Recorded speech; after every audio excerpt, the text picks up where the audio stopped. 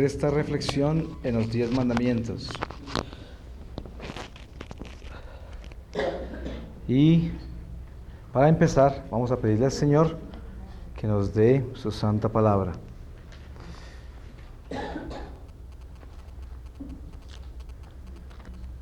Y el Señor nos lleva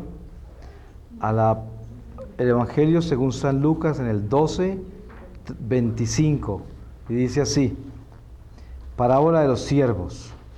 Estad ceñidos y con las lámparas encendidas.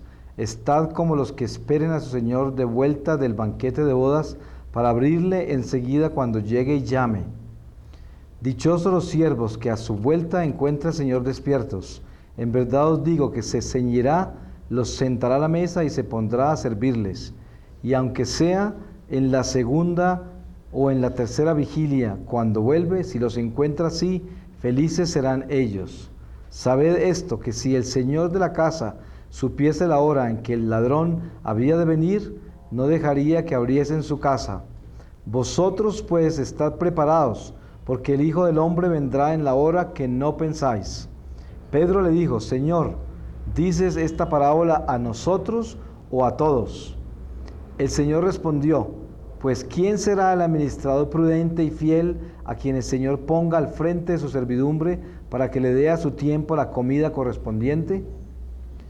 Dichoso el siervo aquel a quien su Señor al volver encuentre obrando así. Verdaderamente os digo que lo pondrá al frente de todos sus bienes.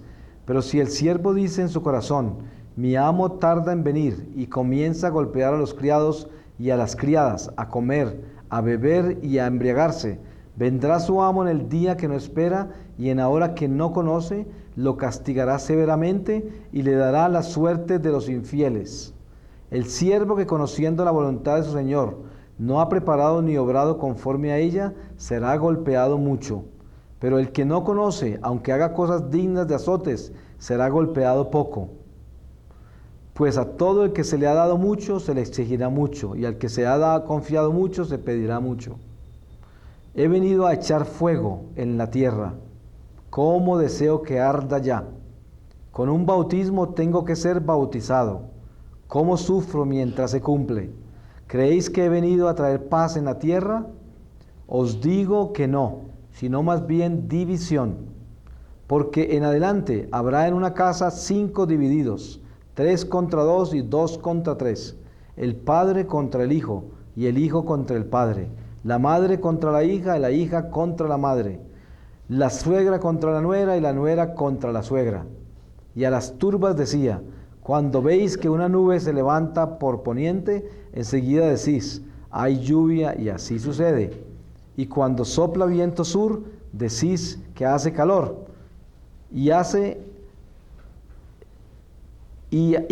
hipócritas. Sabéis averiguar el estado de la tierra y del cielo, y cómo no estudiáis este tiempo. ¿Por qué no juzgáis por vosotros mismos lo justo?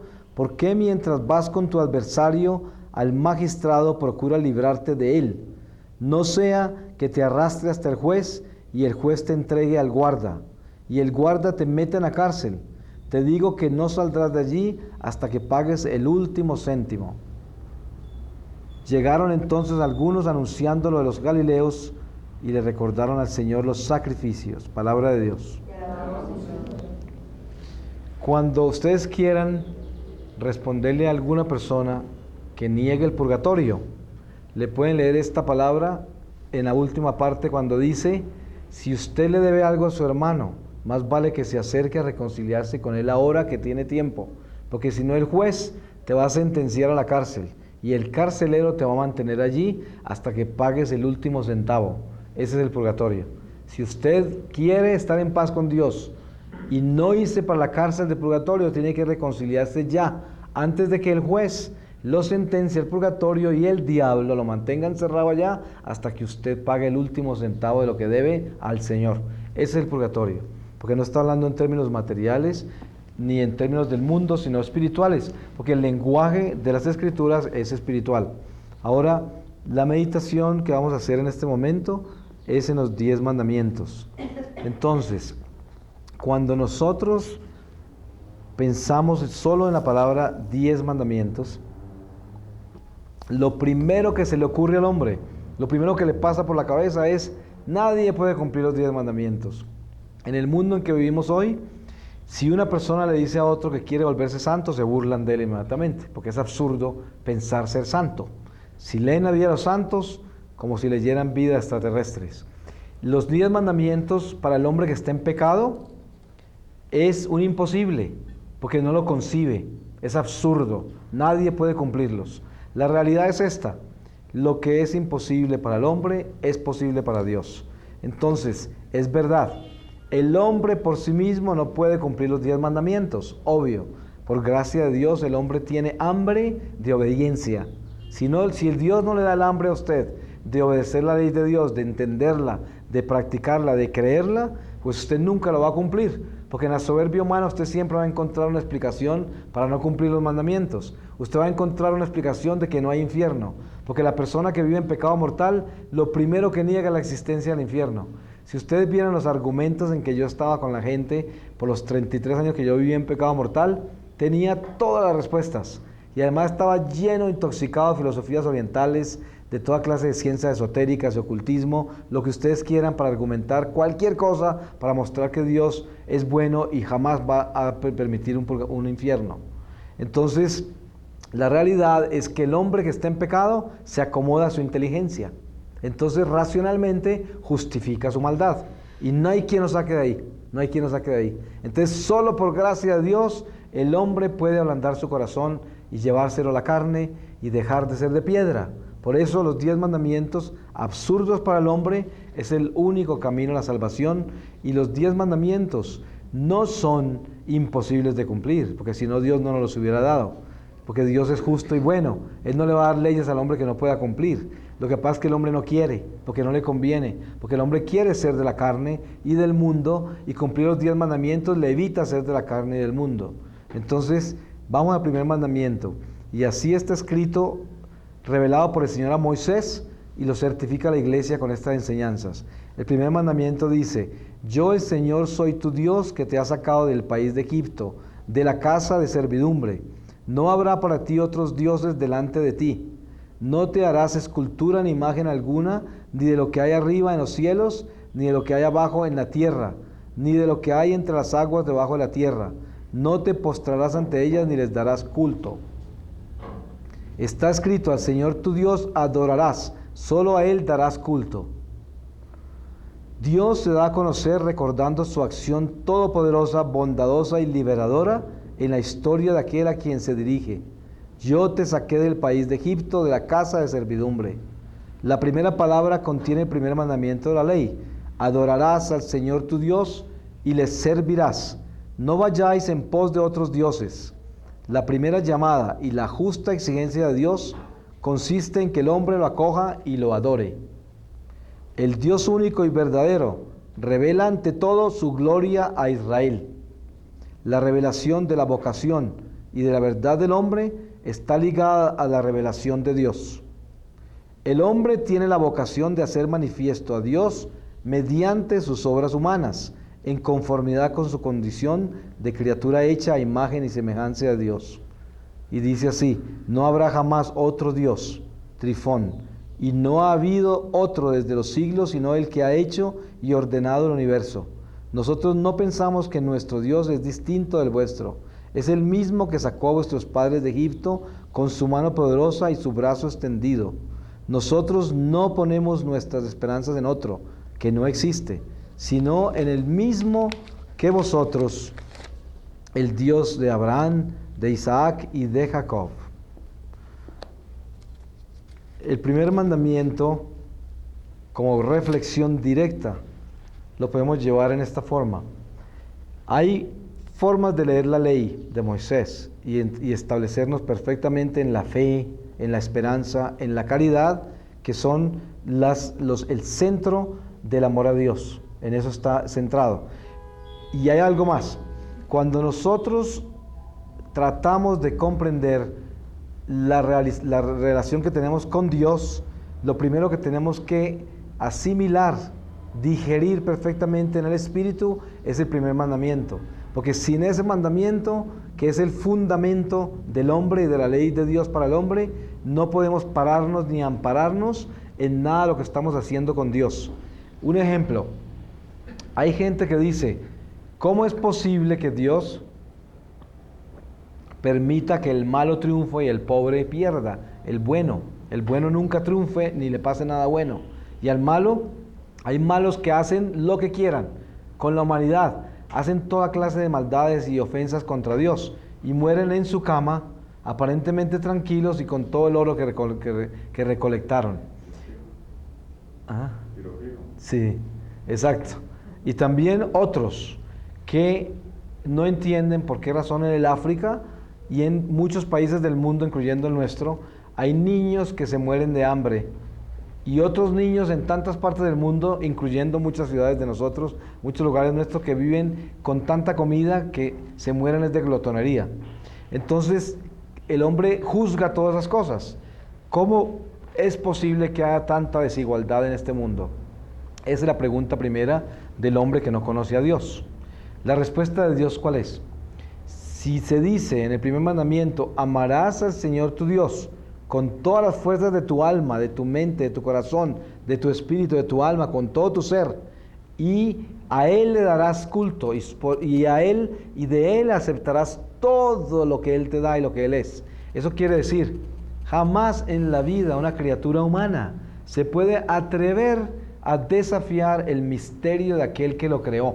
Eso es como la vasija de barro gritándole al alfarero y diciéndole, ¿por qué me hiciste para que metieran vinagre en mí? Yo quiero que metan oro en polvo. La vasija de barro no puede gritar eso, porque la vasija de barro ni siquiera puede hacer el grito. Y eso somos nosotros, vasijas de barro. Nosotros no podemos gritar absolutamente nada de eso. El misterio de esta vida se realiza en el primer mandamiento. Si nosotros entendemos quién es Dios, a quien no podemos ver, aparentemente no podemos ver, porque el hombre de la carne, que es solo la carne, no puede ver a Dios. El hombre del espíritu sí, porque el hombre del espíritu dice, si Dios me hizo, si Dios te hizo, si Dios hizo esto, si Dios hizo esto, si Dios hizo esto, lo estoy viendo. Está más visible que todo. Pero para aquel que es de la carne, como es de la carne y es mortal y no puede ver al espíritu, no se da cuenta que fue creado, ni que nada que está alrededor fue creado, sino que es parte de una naturaleza que se inventó por sí misma. Esa es la sordera, la ignorancia espiritual del hombre que es del mundo, que es pedazo de tierra, que es animal, no más, animal racional. Ahora, en el primer mandamiento tenemos que entender que el Señor nos da a nosotros la sabiduría de hacer esto. Si tú me creaste a mí, si tú creaste este universo, si tú creaste todo lo que yo veo y lo que siento, si tú creaste todo eso, tú sabes, Señor, tú sabes todo, yo no. ¿Cómo te voy a cuestionar? El hombre le pide a Dios beneficios temporales, porque el hombre vive una realidad temporal. Dios le contesta, generalmente, beneficios eternos, no temporales. Y por eso la gran mayoría de las oraciones aparentemente no son correspondidas, no son contestadas. La realidad es esta, Dios contesta todas las oraciones, porque Él es un Dios justo y el amor es obediente. El amor es tan obediente como la mamá que tiene un hijo calavera y el hijo le hace daño y le hace maldades y le roba y le miente y abusa con la mamá, hace de todo y la mamá continúa creyéndole. ¿Por qué? Porque el amor es obediente y todos los hijos la critican y todo el mundo la persigue porque la mamá le sigue obedeciendo al hijo mentiroso. Pues el amor es obediente. Así es Dios con nosotros. Nosotros vamos donde el Señor, le decimos miles de cosas que no vamos a cumplir. Y Él nos cree. ¿Por qué? Porque Él espera a nosotros también. Entonces, Él entrega todo eso sabiendo que nosotros estamos diciendo una mentira, pero Él se glorifica en la miseria humana en que nosotros estamos. Por eso decimos que nosotros no nos salvamos por los esfuerzos que hagamos, sino por la misericordia de Dios. Así de que en el primer mandamiento hay algo que tenemos que dejar muy claro. Un niño está recibiendo órdenes de su papá y le dice, vete para el cuarto a arreglar lo que está muy mal el cuarto. Y el niño se devuelve y le dice, ¿por qué? Desafía al papá. El papá le dice, ¿por qué lo tiene que hacer? Vete. Ya. Pero si el niño se vuelve y le dice, ¿para qué, papá? El papá se gasta 2 horas explicándole para qué. ¿Por qué? Porque ese es un niño dócil que viene con amor a preguntarle para qué. Y eso es lo que debemos hacer con Dios en el primer mandamiento. No es ¿por qué hay hambre? ¿Por qué hay malos que triunfan? ¿Por qué esto? ¿Por qué yo? ¿Por qué aquel? ¿Por qué esto? No. ¿Para qué, Señor? Es más fácil porque entonces Dios en su infinita misericordia y sabiduría le va a dar el conocimiento al hombre para aceptar la realidad de un mundo que es incoherente desde la racionalidad humana. Entonces el primer mandamiento nos llama a nosotros a penetrar el misterio de vivir la vida nuestra en la voluntad divina sin cuestionarla. ¿Qué es lo que está pasando? La voluntad de Dios. Que se explotó eso allá, el Señor sabe por qué. Que se me acabó el trabajo, el Señor sabe por qué. Voy a buscar otro, voy a trabajar igual que antes, buscando trabajo como loco hasta que me lo den. Que estoy enfermo, pues voy a buscar salud, voy a ver si un médico me puede ayudar, voy a ver si lo consigo, y si no, me muero porque Dios lo quiere así. Y el hombre que vive en gracia de Dios siempre piensa así, porque es el primer mandamiento. Dios sabe, yo no. Dios tiene el poder, yo no. Dios es el que creó todo esto, yo no. Dios es el que sabe el destino del hombre, de la tierra, del universo, de todo, yo no. Dios es, yo no soy. Sin Él no soy nada. Él es en mí y yo en Él. Pero yo solo no soy nada si no estoy con Él. Entonces, ese es el primer mandamiento. Y en ese primer mandamiento sabemos que podemos estar ahí siglos hablando de Él. Ahora, el segundo mandamiento. No tomarás en falso el nombre del Señor tu Dios. Se dijo a los antepasados, no perjurarás, pues yo os digo que no juréis en modo alguno. El segundo mandamiento prescribe respetar el nombre del Señor. Pertenece como el primer mandamiento a la virtud de la religión y regula más particularmente el uso de nuestra palabra en las cosas santas. Entre todas las palabras de la revelación hay una singular, que es la revelación de su nombre. Dios confía su nombre a los que creen en Él. Se revela a ellos en su misterio personal. El don del nombre pertenece al orden de la confidencia y la intimidad. El nombre del Señor es santo. Por eso el hombre no puede usar mal de Él. Lo debe guardar en la memoria en un silencio de adoración amorosa.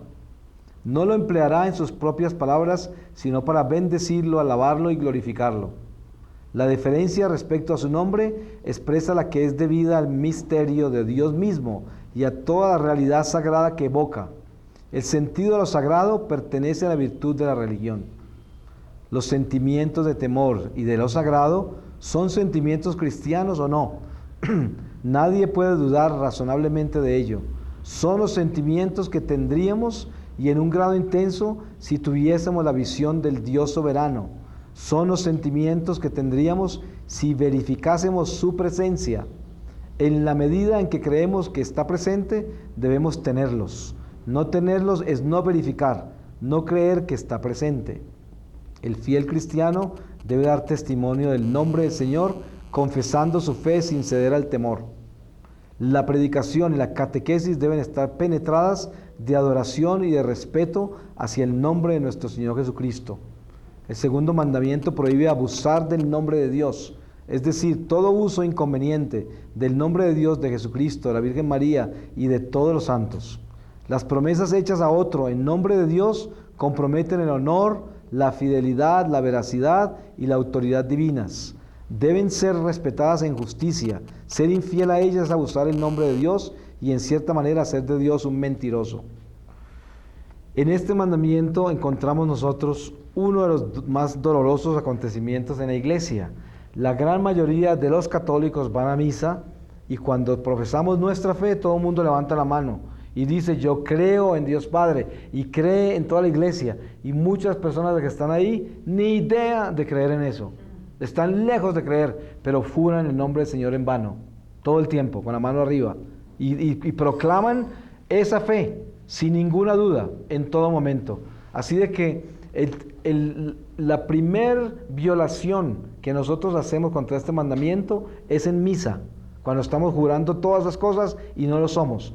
¿Cuánto hipócrita llega a la iglesia porque lo arrastró la señora o arrastró, o el esposo que está consagrado arrastró a la mujer, o el hijo arrastró a los papás, o los papás arrastraron al hijo, o la esposa al esposo, y el otro ya de mala gana levanta la mano y miente ante Dios? Sí, yo creo, sí, yo creo, sí, yo creo, y no ve la hora en que se acabe la misa, y no le importa jurar ante Dios, ante el altar de Dios, todas las mentiras que llevó. Esa persona está en pecado mortal, está violando el segundo mandamiento. Así nomás. Otro pecado bien horrible en el segundo mandamiento. Gente que se dedica a proclamar la palabra de Dios, a evangelizar y a hacer obras de la iglesia, por toda parte, pero están en pecado. Hay gente que vive metida en la iglesia haciendo toda clase de obras y viven en unión libre. Porque un cura por allá, que está peor que ellos, les dijo que no era pecado. Entonces ellos violaron una ley de Dios porque les dio la gana de creer en que se puede violar la ley de Dios. Y encima de todo se van a la iglesia a profesar la fe de Dios cuando son escándalo para los demás. Por eso San Pablo dice, si comer carne escandaliza a tu hermano, no la comas al frente de él, no por tu conciencia, sino por la conciencia de él. Que la conciencia de él es la que condena a él, entonces no lo escandalices a él. Ahora, entonces cuando comas carne, no la comas al frente, cómetela donde él no se escandalice. Así de que la realidad es que nosotros tenemos que vivir un testimonio real de nuestra fe. Si nosotros estamos en la iglesia y todavía no estamos seguros de que podamos profesar nuestra fe como testimonio, lo mejor es hacerlo el publicano y quedarnos callados y vivir esa fe. Hay personas que empiezan a vivir una conversión y llegan a la casa a volver completamente locos a toda la familia para que se conviertan, cuando ellos ni siquiera se han convertido todavía, apenas están empezando. ¿Y qué sucede? Que no funciona eso. El Señor dice, a través de San Agustín, dice, hay que hablarle más a Dios de la gente que a la gente de Dios. ¿Por qué? Porque si una persona tiene el corazón duro, si una persona está separada de Dios, si usted le habla de Dios como loco, le pone como ejemplo su cambio de su vida, le está tirando perlas a los cerdos, que es lo que dice las Escrituras, y está usted haciendo algo completamente inútil porque esa persona no va a escuchar hasta que por la gracia de Dios el Señor le hablando de corazón. La prueba está que Moisés se quejaba ante el Señor de que por qué razón el faraón tenía el corazón tan duro a pesar de todos los milagros que le hizo. ¿Cómo era posible? Y el Señor decía, es que yo le endurezco el corazón a quien yo quiero. Y se lo hablando a quien yo quiero. Y hago lo que quiero, cuando yo quiero, con lo que yo hice, cuando yo lo quiera. Entonces, el Señor es el Señor. Y Él tiene el poder para todo eso, nosotros no. Por eso decía antes, eso no quiere decir de que uno dice, pues entonces si cuando el Señor quiere, es que yo cambio, pues voy a seguir viviendo como estoy. Y cuando Él quiera, voy a cambiar. Entonces, lo que sucede es que el Señor le da a cada uno el nivel de revelación y de enseñanzas que cada uno debe recibir. Y si esa persona no está atenta a eso, nunca va a recibir la gracia de Dios. Por eso está el ejemplo de la viuda y el juez malo. Que la viuda tenía esa necesidad tan increíble y a donde el juez no quería ayudarla. Y después insistió tanto la viuda que un día el juez malo se compadeció y le arregló el problema. Y dicen, si el juez malo le atendió a la viuda después de tanto insistir, ¿cómo no será Dios que es el juez bueno? Entonces, el hombre que tiene un corazón de piedra y no insiste ante la gracia divina para que se lo cambie, pues nunca se lo va a cambiar. Así de que en el primer mandamiento lo más importante de comprender es que nosotros debemos ser testimonios de lo que somos, pero no de lo que pretendemos ser. Por eso es mejor ser testimonio de pecador y decir, ¿sabe qué? Yo estoy tratando de entrar en la fe, estoy tratando de ser católico, estoy tratando de obedecerle a Dios, estoy tratando de ser mejor. Y tenga compasión de mí, ore mucho por mí para ver si yo puedo recibir la gracia del Señor para convertirme de verdad. Pero no llegar a catequizar a todo el mundo, a descargarle la Biblia en la cabeza a todo el mundo y tratar de convertirlos cuando usted no ha aceptado de que usted tan solo está empezando a vivir eso. La realidad es que todos nosotros somos principiantes en la fe, porque este es un camino muy largo y nosotros tenemos que reconocer que todos estamos empezando y a todos nos falta mucho por recorrer. Entonces no es que tengamos nada para enseñarnos los unos a los otros, es que tenemos mucho que aprender los unos de los otros, porque el único que enseña es el Divino Maestro, que es el que sabe todo. A través de nosotros se manifestará en su sabiduría de acuerdo a las necesidades de cada uno y cuando Él lo escoja. Ahora, en el tercer mandamiento, el Señor nos lleva: recuerda el día del sábado para santificarlo. 6 días trabajarás y harás todos tus trabajos, pero el día séptimo es día de descanso para el Señor, tu Dios. No harás ningún trabajo. Eso es lo que nos dice el Catecismo y así están escritos los mandamientos según la Iglesia y según revelados por Moisés. El sábado ha sido instituido para el hombre y no el hombre para el sábado. De suerte que el Hijo del Hombre también es Señor del sábado, que en este caso es nuestro domingo. El tercer mandamiento del Decálogo proclama la santidad del sábado. El día séptimo será día de descanso completo, consagrado al Señor. Esto es Éxodo 31:15. La Escritura hace a este propósito memoria de la creación, pues en 6 días hizo el Señor el cielo y la tierra, el mar y todo cuanto contienen, y el séptimo descansó. Por eso bendijo el Señor el día del sábado y lo hizo sagrado. La Escritura ve también en el día del Señor un memorial de la liberación de Israel, de la esclavitud de Egipto. Acuérdate de que fuiste esclavo en el país de Egipto y de que el Señor tu Dios te sacó de allí con mano fuerte y tenso brazo. Por eso el Señor tu Dios te ha mandado guardar el día del sábado. Dios confió a Israel el sábado para que lo guardara como signo de la alianza inquebrantable. El sábado es para el Señor santamente reservado a la alabanza de Dios, de su obra de creación y de sus acciones salvíficas en favor de Israel. La acción de Dios es el modelo de la acción humana si Dios tomó respiro el día séptimo. También el hombre debe descansar y hacer que los demás, sobre todo los pobres, recobren aliento. El sábado interrumpe los trabajos cotidianos y concede un respiro. Es un día de protesta contra las servidumbres del trabajo y el culto del dinero. El Evangelio relata numerosos incidentes en que Jesús fue acusado de quebrantar la ley del sábado, pero Jesús nunca falta a la santidad de este día, sino que con autoridad da la interpretación auténtica de esta ley. El sábado ha sido instituido para el hombre y no el hombre para el sábado. Con compasión, Cristo proclama que es lícito en sábado hacer el bien en vez del mal, salvar una vida en vez de destruirla. El sábado es el día del Señor de las misericordias y del honor de Dios. El Hijo del Hombre es Señor del sábado.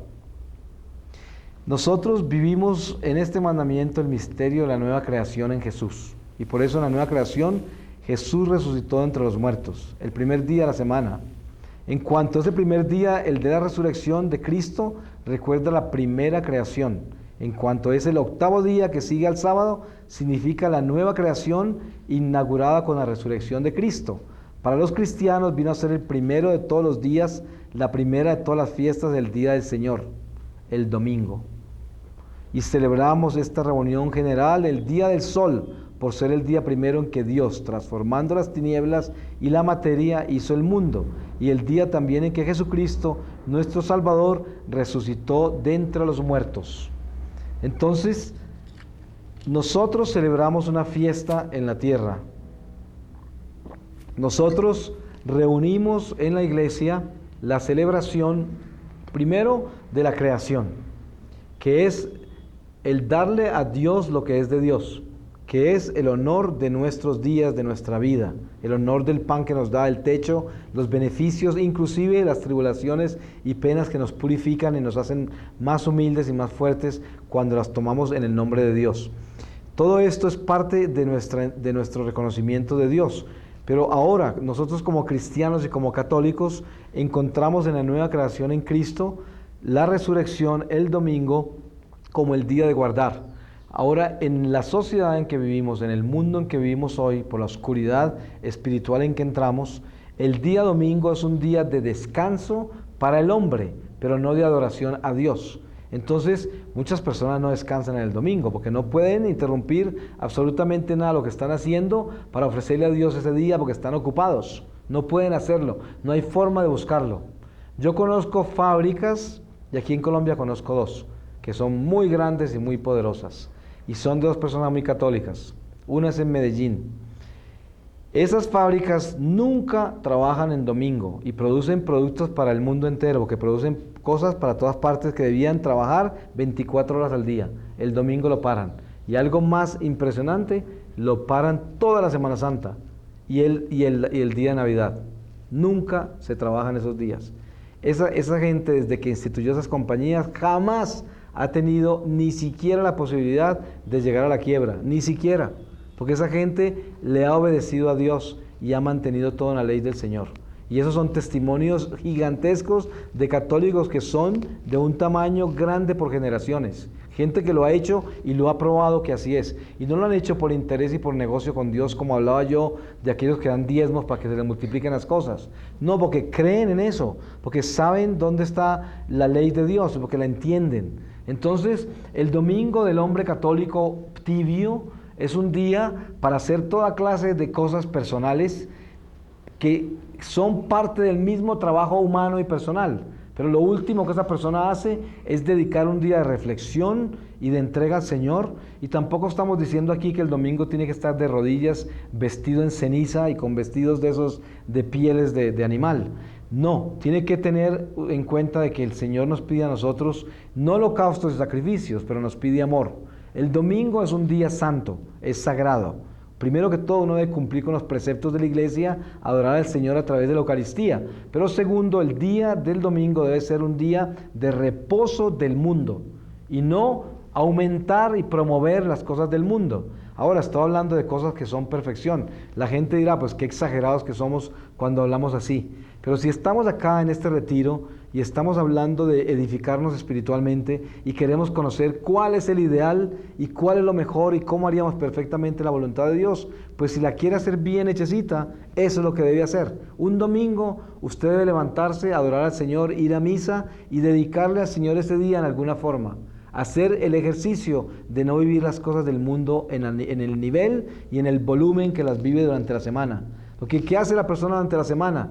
Hay gente que sí, como decía al principio yo, viven intoxicados en periódicos, revistas, noticias y chismes y llamadas por teléfono a comunicar todo lo que pasa por aquí y por allá, porque no les cabe la suficiente información. Están intoxicados de información y se quieren tragar todo eso.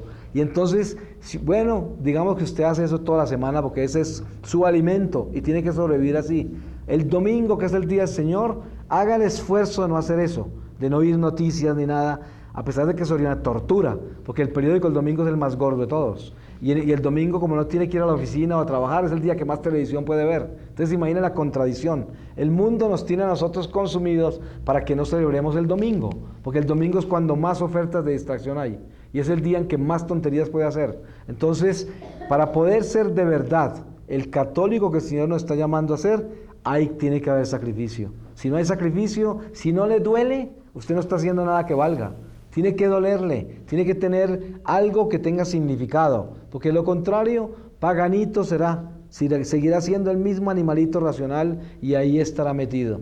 Mire, yo les cuento una cosa, y esto no es un ejemplo para que ustedes lo sigan, ni mucho menos, solamente se los comparto como testimonio. Hace 4 años que yo no veo noticias, ni leo periódicos, ni revistas. Esto no es un consejo que lo da la gente para que lo haga, porque hay gente que está metida en negocios y cosas, le toca saber todo, tiene plata en la bolsa, le toca leer cosas. Yo les digo una cosa, nunca en la vida había tenido más paz en mi corazón que la que tengo hoy, lo que hace que dejé tanta basura. Porque mire que la cosa más absurda del mundo son los medios de comunicación. La gente más mentirosa, la gente más manipuladora, todo lo están vendiendo, todo lo venden, todo lo venden. La sangre del que atracaron, la sangre, todo esto lo están vendiendo. Uno debe sacar lo mejor de los medios, que es la información directa de su negocio, de su interés personal. Pero si usted se quiere llenar de toda clase de basura, hay gente que se acuesta sin ningún problema y se ve 3 noticias diferentes, 3 canales, y se levanta al otro día lleno de depresiones, de preocupaciones, de presentimientos y de negatividad y no sabe por qué. No tiene ni idea. Y hay gente que va hasta donde el psiquiatra.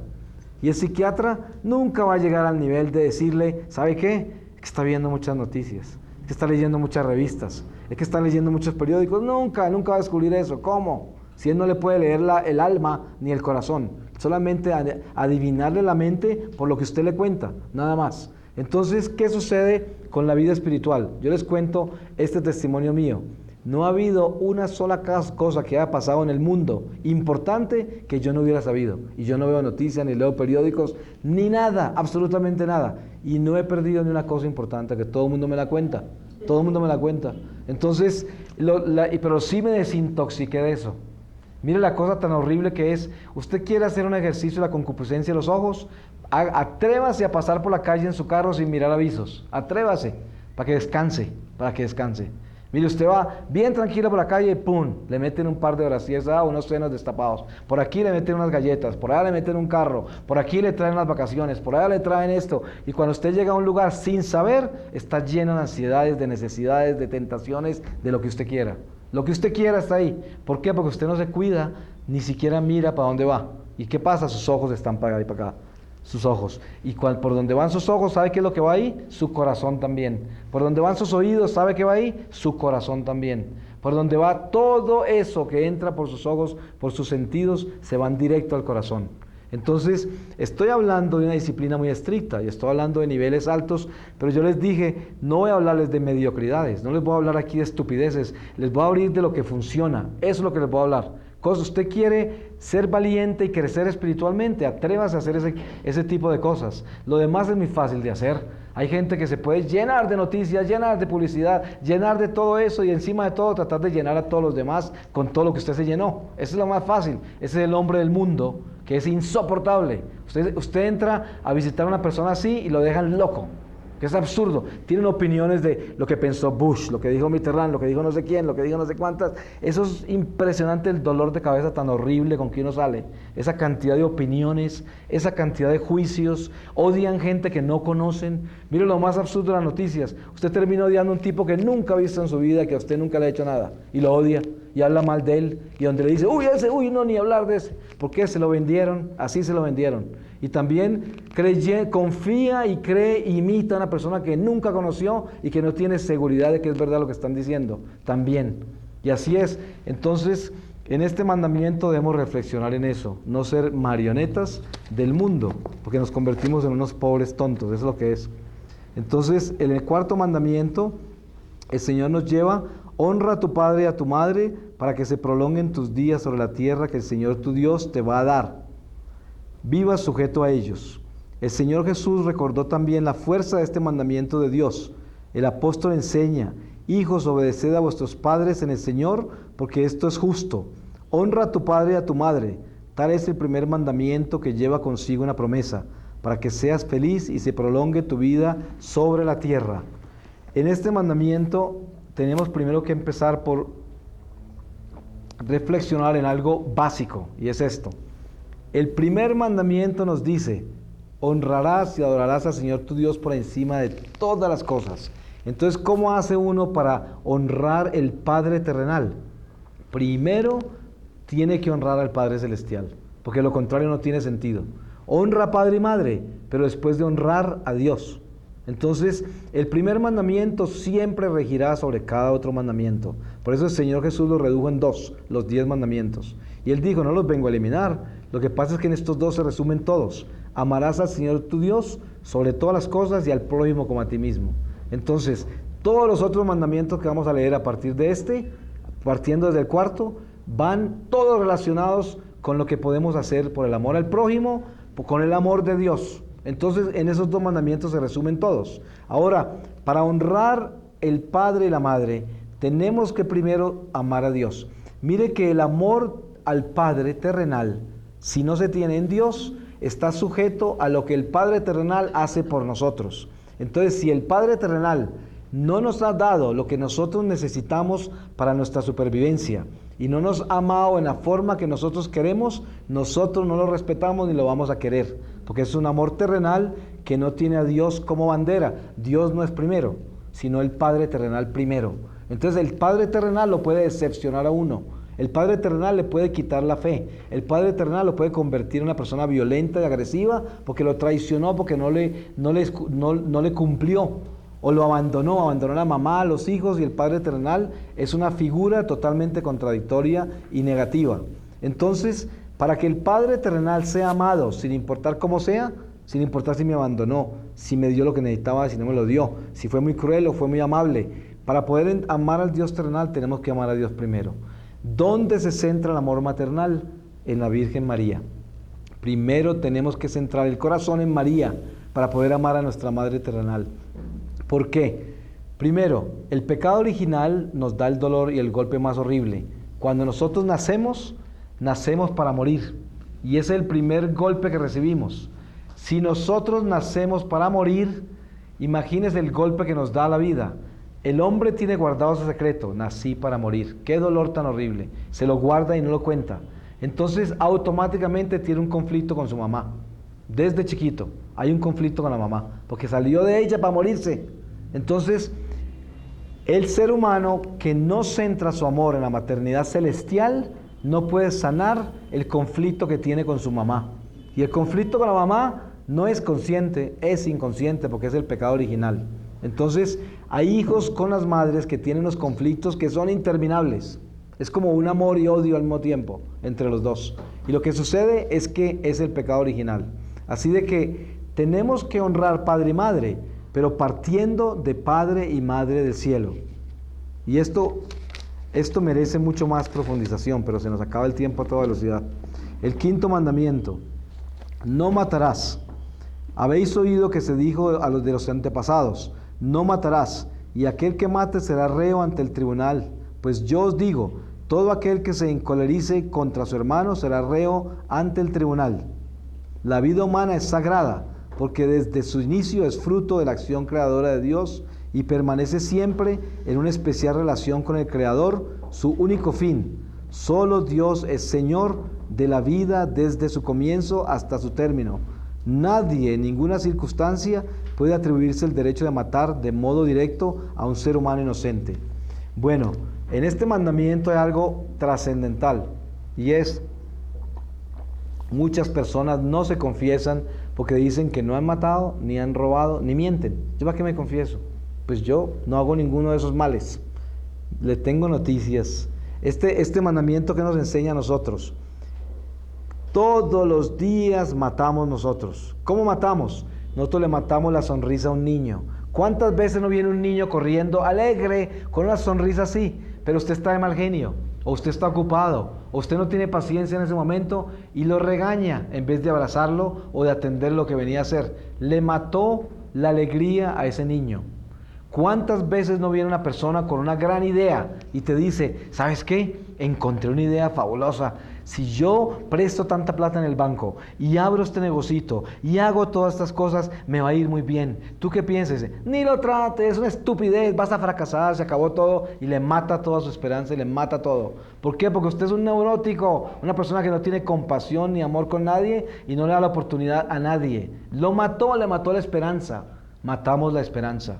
¿Cuántas veces no le matamos a una persona toda su fe? ¿Por qué? Porque le juzgamos toda su devoción, su religión, sus creencias, se las matamos. Nos burlamos de eso. ¿Qué porque está todo el día rezando? ¿Qué le va a dar? ¿De dónde lo va a sacar? Le asesina su espiritualidad. Con cuchillo y todo, se la amordaza, la asesina, la mata. Entonces, nosotros creemos que no matamos todo el día. Nosotros le matamos a nuestra propia alma, nuestra propia salvación, porque nosotros decidimos de que no hay necesidad de creer en Dios, no hay necesidad de obedecerle a Dios, no hay necesidad de hacer nada de Dios. Todo lo de Dios y las cosas que el hombre habla de Dios son inventadas por el hombre. Dios no hizo eso, eso no tiene nada que ver con Dios. Maté todas las oportunidades que Dios me dio.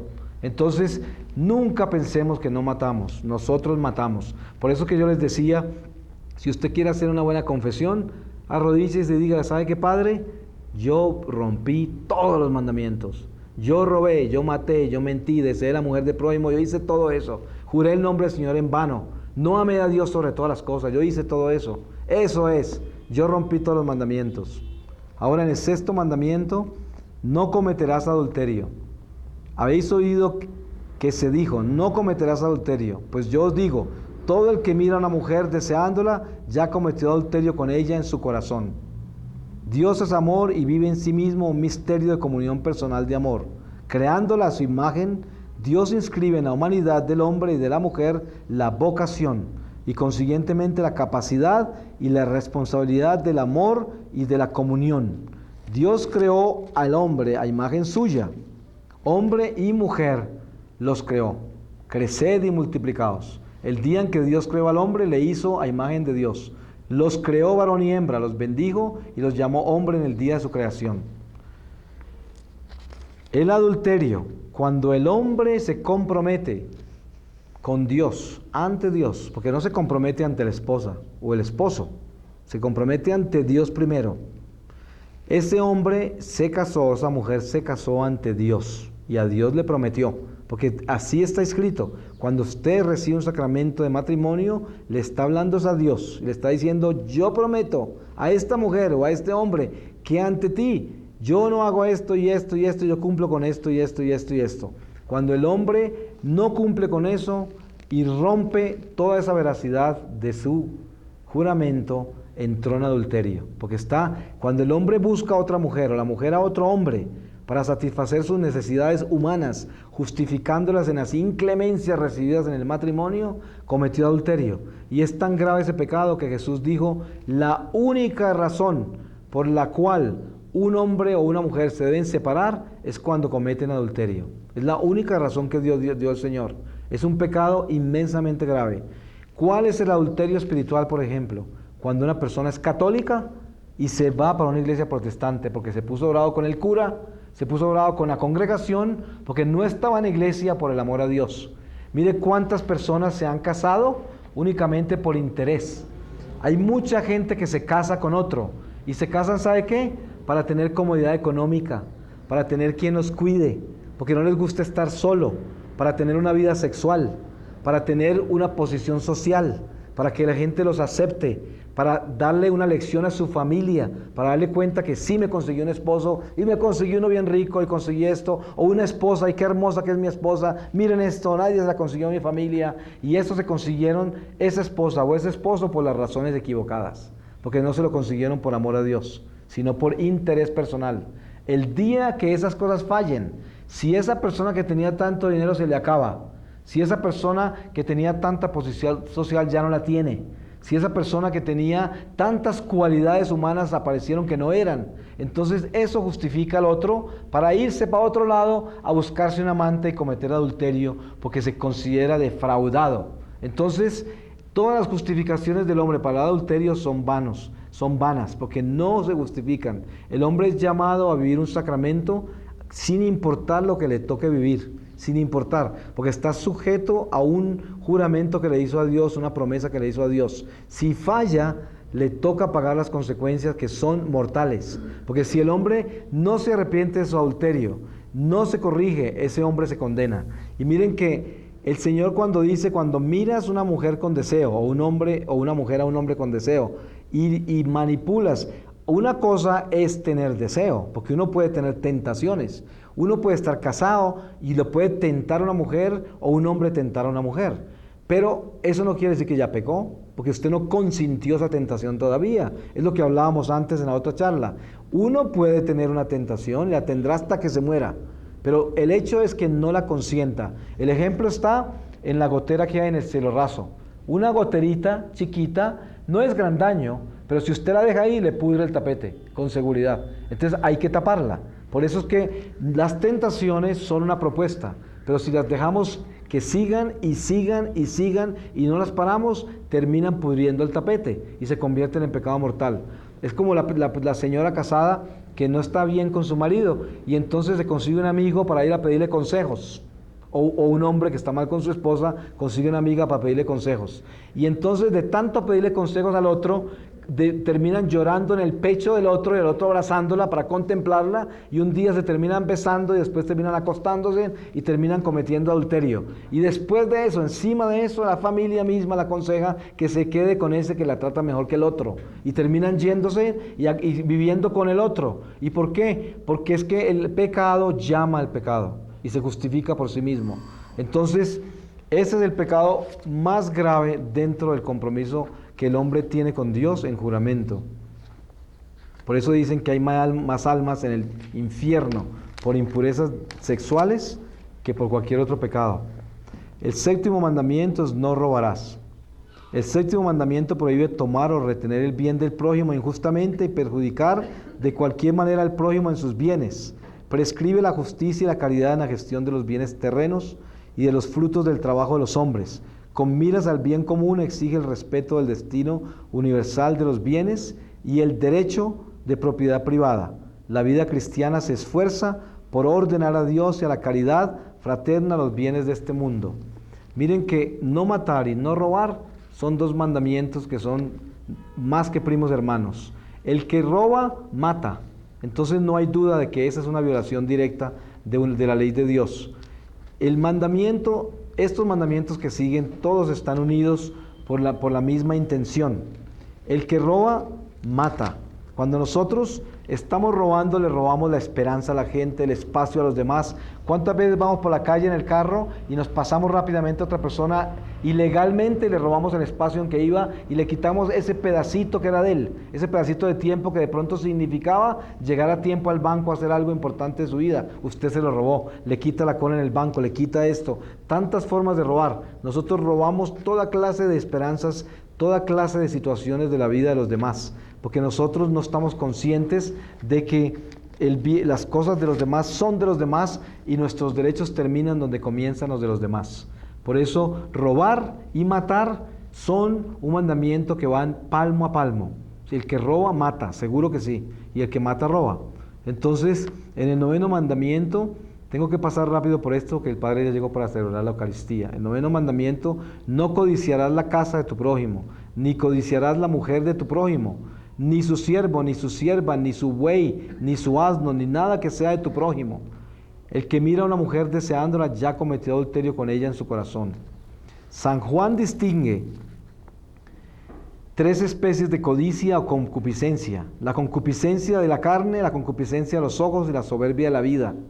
Siguiendo la tradición catequética católica, el 9º mandamiento prohíbe la concupiscencia de la carne, el 10º prohíbe la codicia del bien ajeno. Entonces, fíjense que en estos mandamientos nosotros encontramos que tenemos en el 8º mandamiento un paralelo que dice: no darás testimonio falso contra tu prójimo. Se dijo a los antepasados: no perjurarás, sino que cumplirás al Señor tus juramentos.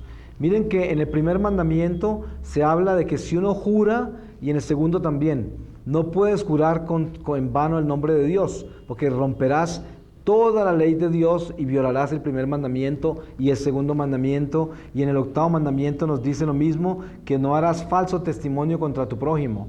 ¿Qué sucede? Cuando uno no tiene amor a Dios, cuando uno no comprende el misterio de lo que es amar a Dios sobre todas las cosas, ¿cómo puede uno testificar a favor de un hermano y cómo puede evitar testificar falsamente contra él cuando es conveniente testificar contra él? No puede, no es capaz, es imposible, porque uno no tiene conciencia ni respeto a ningún ser humano. Entonces, en el 9º mandamiento, cuando el Señor ya nos lleva a nosotros a vivir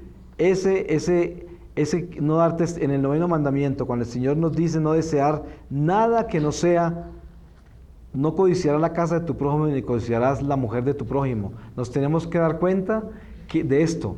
La mujer del prójimo no es solamente la esposa del prójimo o el esposo del prójimo. La mujer del prójimo es su carro, su casa, sus intereses, su dinero, todas las cosas que le pertenecen. Esa es la mujer del prójimo, con todo lo que el prójimo está casado. Entonces, hay gente que dice: yo nunca le deseo la mujer a nadie, yo nunca le deseo el esposo a nadie. Ah, no, pero usted sí le desea el carro que tiene, la casa que tiene, el dinero, la posición social, las cosas que tiene él. Sí se las desea, se las envidia y a veces hasta lo odia por eso. Entonces, este mandamiento sí lo rompemos nosotros con mucha facilidad.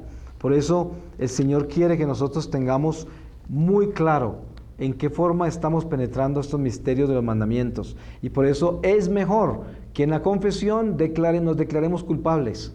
Es más fácil decir: ¿sabe qué? Estoy mal en todo esto, yo rompo todos estos mandamientos. Porque así es, a no ser de que usted entre en un nivel de conversión, que esté completamente alerta de todas las cosas y sepa que no rompió sino 1 o 2, porque ya está tan elevado espiritualmente que puede hacer eso.